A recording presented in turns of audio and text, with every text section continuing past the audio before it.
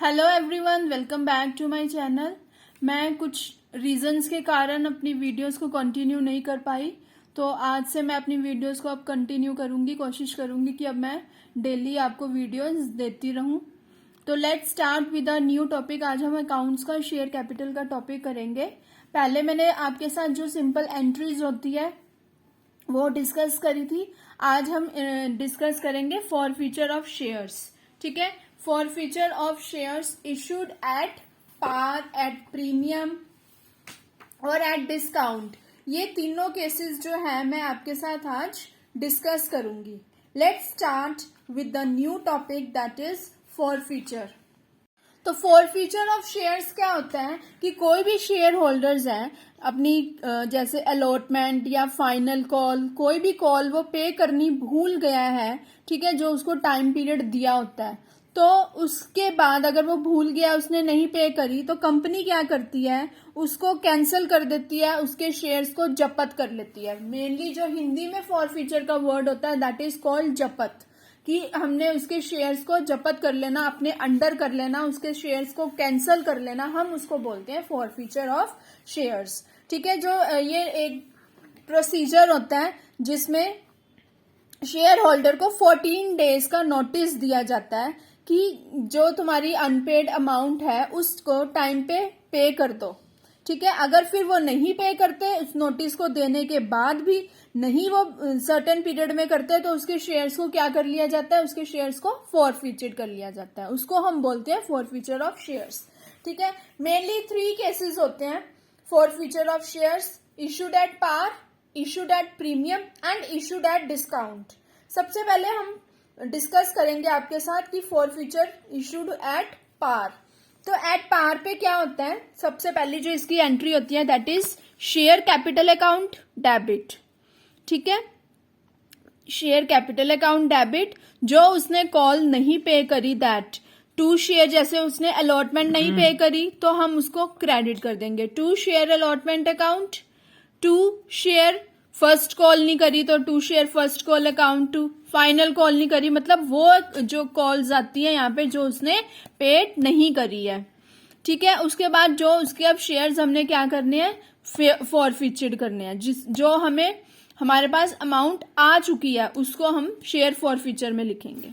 ठीक है, again I am repeating कि share capital account debit, to share allotment account, to share call account and to share forfeiture account. तो ये है हमारी जो शेयर हमने इश्यूज करे हैं पार पे।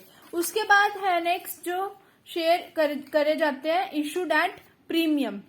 ठीक है, अगर प्रीमियम के साथ शेयर्स इशू करे जाते हैं तब हम शेयर्स को कैसे फॉरफीचर करेंगे, उसकी क्या एंट्रीज होएगी वो हम डिस्कस करेंगे। When forfeiture take place after premium received। ठीक है, एक तो होता है प्रीमियम नॉट रिसीव्ड, एक होता है प्रीमियम रिसीव्ड। ठीक है, तो अगर हम प्रीमियम को नहीं रिसीव कर रहे हैं तो क्या है, शेयर कैपिटल अकाउंट डेबिट। इस केस में प्रीमियम जो हमने नहीं रिसीव करा उस प्रीमियम को हम क्या करके चलेंगे, debit. Security premium account debit, to share allotment, to share call and to share forfeiture. Share allotment में वही आएगी जो हमने अमाउंट रिसीव नहीं करी है, पर इसमें प्रीमियम इंक्लूड करके चलते हैं। Specially I have mentioned amount not received on allotment including premium.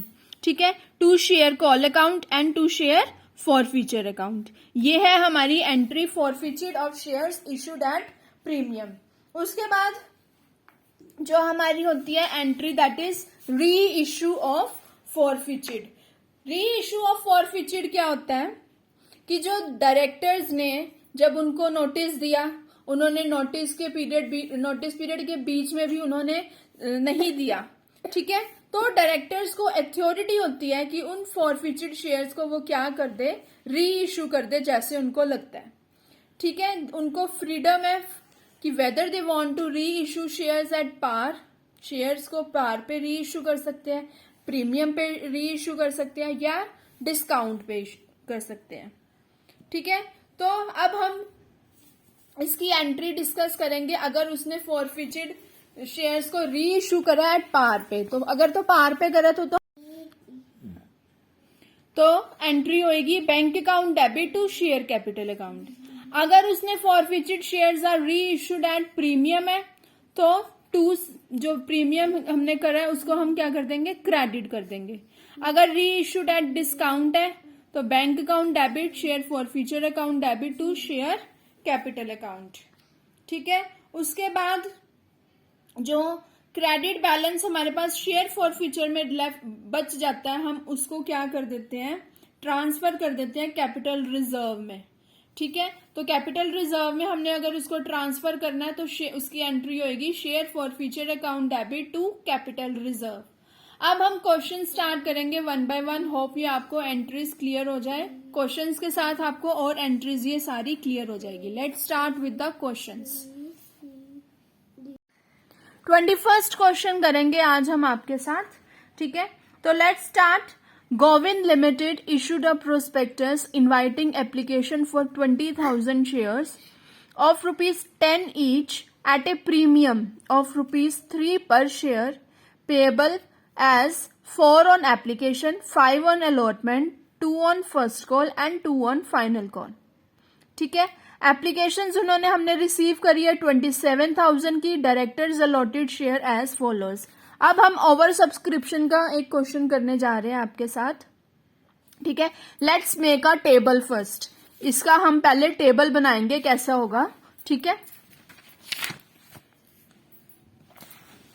सबसे पहले हम हेडिंग देंगे दैट इज शेयर्स अप्लाइड, कि हमने शेयर्स अप्लाई कितने करे हैं। फिर उसके बाद शेयर्स अलॉटेड। ठीक है, हेडिंग्स डाल लेंगे पहले हम टेबल में। फिर उसके बाद हमें एप्लीकेशन जो हमने रिसीव करी है और जो एप्लीकेशन हमने टू बी रिसीव्ड करनी है। ठीक है, उसके बाद बैंक और रिफंड का कॉलम, देन अलॉटमेंट ड्यू का कॉलम। ठीक है, तो सबसे पहले हमने क्या करा है, 16,000 शेयर्स ने जो अप्लाई करा है उन्होंने क्या करा है, फुली अलॉटमेंट। तो 16,000 ने जितने अप्लाई करा था उन्होंने फुली अलॉट करा, हमने 16,000 और 16,000 लिख दिया। उसके बाद जो 6,000 शेयर्स ने अप्लाई करा उन्होंने कितने फुली अलॉट करे, 4,000 शेयर्स अलॉट करे हैं। तो शेयर्स अलॉटेड कितने हो गए, 4,000 के। उसके बाद जिन्होंने 5,000 शेयर्स के लिए अप्लाई करा उनके शेयर्स अलॉटेड कुछ भी नहीं है। ठीक है, तो 27,000 शेयर्स हमने रिसीव करे थे और जो कंपनी ने इशू करे थे दैट इज 20,000। तो ये हो गया हमारा। उसके बाद हम स्टार्ट करेंगे एप्लीकेशन रिसीव्ड। एप्लीकेशन रिसीव्ड में क्या होगा, जो हमारी एप्लीकेशन है 4, ठीक है, 4 रुपीज की है हमारी एप्लीकेशन की अमाउंट। तो हम 16,000 इंटू 4 करेंगे दैट इज 64,000। एप्लीकेशन रिसीव में हम क्या अमाउंट डालेंगे कि जो हमने शेयर्स अप्लाई करे हैं उसको हम एप्लीकेशन मनी के साथ मल्टीप्लाई करके we will write down in application received column. ठीक है, उसके बाद 6,000 है, एप्लीकेशन कितनी है, 6,000 into 4 that is 24,000, 5,000 into 4 that is 20,000। ठीक है, ये आ गई हमारे पास एप्लीकेशन रिसीव। उसके बाद टू बी रिसीव्ड हमने कितनी और रिसीव्ड करनी थी, तो 16,000 को भी मल्टीप्लाई करेंगे एप्लीकेशन अमाउंट के साथ 64,000, 4 को 4 के साथ करा 16,000, यहाँ पे कुछ भी नहीं है तो we will just write down as a nil. तो अब इसके बाद हम क्या करेंगे, इनका टोटल कर लेंगे। जो एप्लीकेशन रिसीव करी है हमने उसका टोटल कर लिया और टू बी रिसीव्ड का टोटल कर लिया। ठीक है, तो नेक्स्ट जो हमारा कॉलम है दैट इज रिफंड और बैंक। जो रिफंड में कौन सा जाता है, जिसने जैसे इसमें नील है। ठीक है, तो ये जो हमारी अमाउंट है नील होगी है। ठीक, अब इस अमाउंट को भी मैं आपको बताऊंगी कि कहाँ जाएगी ये अमाउंट भी। We will write down simply as 20,000 और 8,000। ठीक है, ये जो है अगर ये जो मेन टेबल है आपका ये पूरा आपको समझ आ जाए तो मीन्स आपके जो 12 मार्क्स का क्वेश्चन है 12 में से आपको 6 मार्क्स का क्वेश्चन तो आपका हो गया है, अगर आपने ये टेबल क्या है अच्छे से अंडरस्टैंड कर लिया। ठीक है, फिर से मैं आपको समझा रही हूँ कि जो हमने हेडिंग्स देनी है, सबसे पहले shares applied, share allotted, application receive, to be receive, bank और रिफंड और अलॉटमेंट ड्यू। वेरी इजी अगर आप इस टेबल को अच्छे से समझ लोगे। सबसे पहले हमारी एंट्री होती है एप्लीकेशन की, वो आएगी bank account debit to share application. अब जो एप्लीकेशन हमने रिसीव करी है उसकी अमाउंट हम एज इट इज इसमें डाल देंगे 108,000। ठीक है। सेकंड एंट्री है share application account debit to share capital account, to share allotment account, to bank account. ठीक है।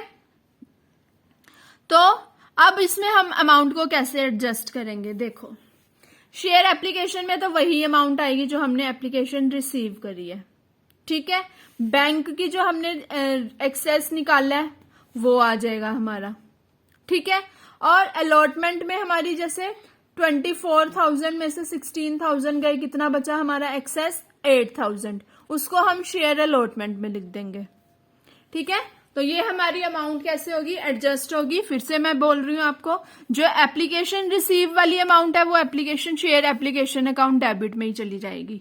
उसके बाद शेयर कैपिटल की अमाउंट हमेशा याद रखना कौन सी होगी, जो हमने टू बी रिसीव्ड करी है वो एज इट इज उसमें चली जाएगी। शेयर अलॉटमेंट में ये वाली आ गई अलॉटमेंट जो ड्यू है।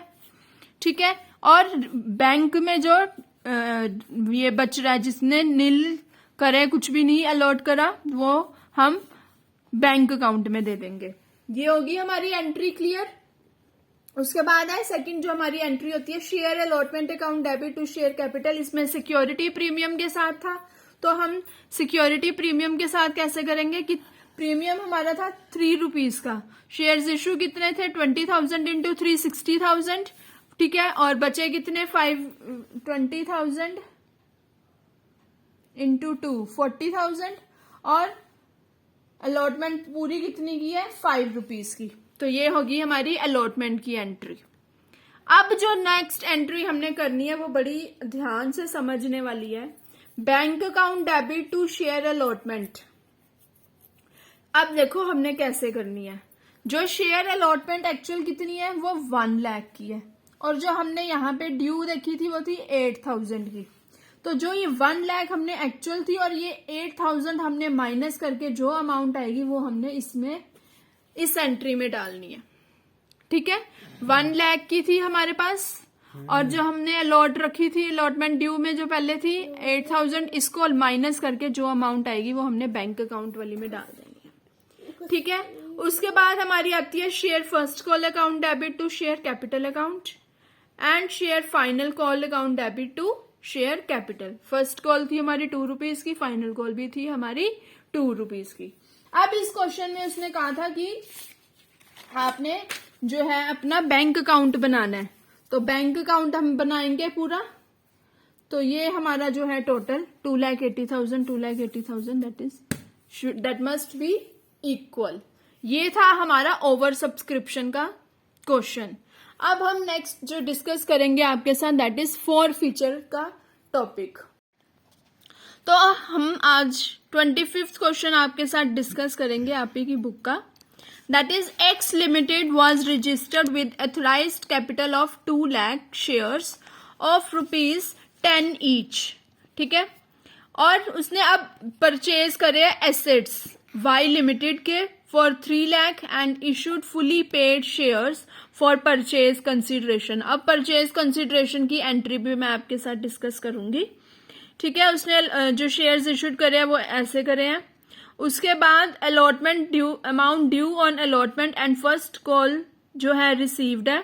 शेयर होल्डर्स होल्डिंग 400 शेयर्स, वो शेयर होल्डर्स जिन्होंने 400 शेयर्स होल्ड रखे थे उन्होंने फाइनल कॉल को नहीं पे करा। अब डायरेक्टर्स क्या करेगा, उन शेयर्स को फॉरफिचेड कर लेगा और री इशू करे उसने एट ₹8.50 पर share as fully paid up. अब पास एंट्रीज, हमने इसकी एंट्रीज पास करनी है। Let's start with the question. ठीक है। तो फर्स्ट एंट्री परचेज कंसिडरेशन की मैंने बताई है क्या आएगी, assets account debit to vendor, vendor account debit to share capital. ठीक है। जो परचेज कंसिडरेशन की होती है एंट्री वो होती है assets account debit to vendor, second होती है vendor account debit to share capital. Amount क्या आएगी, उसने कितने की करी है 3 लाख की, तो 3 लाख हम डाल देंगे। उसके बाद हमारा जो क्वेश्चन है स्टार्ट है, that is bank account debit to share application account. ठीक है, कितने के थे 1,20,000 के शेयर्स थे, तो जो एप्लीकेशन की अमाउंट है दैट इज 2.50 रुपीज। ठीक है, तो share application account debit to share capital account, तो 2.5 रुपए की हमारी एप्लीकेशन की अमाउंट थी, तो वो हमने 1,20,000 इंटू 2.5 रुपए, तो हमारे पास आ गए 3 लाख। उसके बाद हमारी अलॉटमेंट की एंट्री होगी, अलॉटमेंट भी जो हमारी है वो भी दैट इज 2.5 रुपए ही है, 1,20,000 इंटू 2.50, अगेन हमारे पास क्या आ गया 3 लाख। उसके बाद है हमारी share first call, first call है जो वो है हमारी 2 रुपीज की, 1,20,000 इंटू 2 वो आ गई 2,40,000, तो फर्स्ट कॉल की एंट्री भी होगी। अब उन्हें फिर है हमारी फाइनल कॉल, फाइनल कॉल की हमारी एंट्री क्या हुई 3 रुपीज की, share final call account debit to share capital account. ठीक है, अब जो मेन हमारा क्वेश्चन है उसने कहा कि जो 400 शेयर्स हैं उन्होंने फाइनल कॉल नहीं पे करी, तो फाइनल कॉल जब उसने नहीं पे करी तो उसकी एंट्री क्या होगी, share capital account debit to share final call account to share forfeiture. ठीक है, कितने शेयर्स उसने नहीं पे करे 400 शेयर्स, 400 को लेंगे हम। फाइनल कॉल हमारी कितने की थी 3 रुपए की, पहले तो हम फाइनल कॉल को कर लेंगे। ठीक है, टोटल जो फुल शेयर्स थे हमारे पास कितने थे वो 10 रुपीज के, तो 10 में से उसने 3 नहीं पे करे हमें, और जो कर दिए दैट इज 7, उसको हम शेयर फॉरफीचर में कर लेंगे, तो बाकी 10 की हमने एंट्री एज डाल दी, share capital account debit to share final call account debit to share forfeiture account. Hope आपको ये समझ आ रहा हो मेरा। उसके बाद उसने कहा है कि जो उसने शेयर्स री इशू करे वो कितने पे कर दिए 8.50 पर शेयर पे। ठीक है, 8.50 पे उसने अब उसको शेयर्स को री इशू कर दिया। टोटल याद रखना कितने थे 10 में से उसने कितने कर दिए 8.5, तो बचे हमारे पास कितने 1.5। तो अब share forfeiture account debit to share capital में कितने आएंगे 1.5 रुपए जो बच गए हैं हमारे, दैट इज वो 600 के साथ हमारी अमाउंट आ जाएगी। उसके बाद अब उसने जो शेयर फॉरफीचर मैंने बताया था उसने आगे किसको ट्रांसफर करना है कैपिटल रिजर्व को, share forfeiture account debit to capital reserve. Share forfeiture 2800 minus 600 वो आ गई हमारी कैपिटल रिजर्व में कितनी 2200। ये था हमारा आज का, तो ये थे हमारे क्वेश्चंस। अब मिलेंगे अब आपको और नए इंटरेस्टिंग टॉपिक के साथ, तब तक के लिए I just want to say that don't forget to subscribe my channel and like my videos and share my videos. Thank you and have a nice day.